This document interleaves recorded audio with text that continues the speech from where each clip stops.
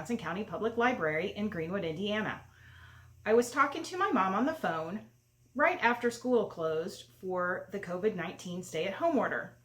She mentioned to me that when she was in school, her school closed for a polio outbreak.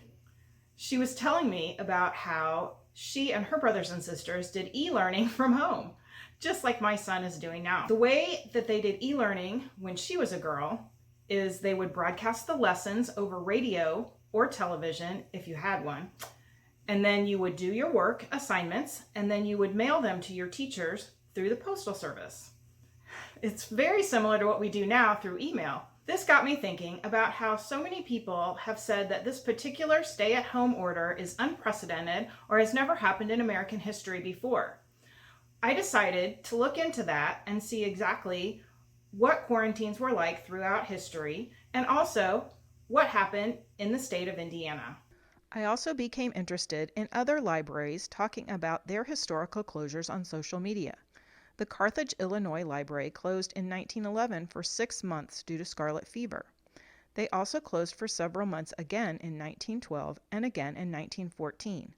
They reported having to burn library books suspected of being infected.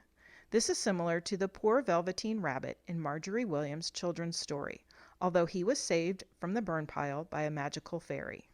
Rebecca Messbarger is a professor at Washington University in St. Louis. She was interviewed on CNN on the history of quarantine. In the 14th century, the word quarantine derived from quaranto, which means 40. Ships would be required to dock at Venice for 40 days and prove they were free from disease before proceeding on to the Italian mainland. Boccaccio's book The Decameron takes place during the 14th century plague. 10 nobles leave the crowded city to quarantine themselves in the countryside, and they tell each other stories to entertain themselves. Rebecca compares this to how we chat over Zoom currently.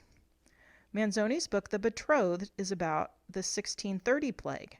It is about a couple who becomes separated and highlights the damaging misinformation that can spread during quarantine times. The groom, Renzo, is suspected of carrying disease deliberately into Milan because he is wearing the clothing from a neighboring hill town. Messbarger says that people and governments often turn to scapegoats during times of tragedy. Flu is not a new disease, but the pandemic in 1918 was one of the largest in U.S. history. The first official cases were reported in Evansville on September 20th. By October 7th, Indianapolis had closed schools, churches, theaters, and discouraged groups above 5 from gathering. Locally in Franklin, there were debates on closings. Major N.F. King, Assistant Secretary of the Board of Health, was quoted in the Daily Tribune as being very concerned that people were not taking the precautions seriously enough. There were also face mask orders in place, and the Red Cross would distribute bags of gauze masks to whoever needed. This doesn't mean people were wearing them correctly, though. Newspapers were very important during this time. They published quarantine news and also church services, like churches broadcast their sermons today. They also published personal stories, like this one of Franklin nurse Doris Kelly, who came down with flu after a 35-hour nursing shift. The Clark County Public Library owns Norris Spungen Journal of 1918. He was a teacher and farmer in Borden, Indiana. He mentions that even when school was open, no students would show up during outbreaks. He also talks about his neighbors coming down with flu and times when flu was raging throughout the fall. On this entry from December 3rd, he did not teach and his son Cletus had a bath. Polio was not a new disease, but it did peak in the 40s and 50s in the U.S. It mainly struck children during the summertime, so many summer activities were curtailed and children were not allowed to play with their friends. They were told to have good personal hygiene, including lots of hand washing, especially before handling food or drink. One of the hallmarks of polio is the iron lung, a device that helped victims whose diaphragms were paralyzed breathe by using positive and negative air pressure, similar to a fireplace bellows. Iron lungs are still used by polio victims today. Miss Mona Randolph sleeps in her iron lung and often uses it during the day as well, as it is more comfortable than a portable respirator or CPAP, as she does not need to have the tube in her mouth and down her throat like a respirator. Modern companies are producing smaller versions of iron lungs to replace and supplement respirators for COVID patients, as they are cheaper to make and made out of readily available materials. As I found out, stay-at-home orders, quarantines, and even wearing face masks are nothing new. Learning from home, not being able to go to work, not being able to eat out, all these things have happened before in the past, and through human resilience, we've all been able to overcome this, and we'll overcome this current stay-at-home order as well. Indiana, and Indianapolis in particular, are notable because of their response to the 1918 flu pandemic.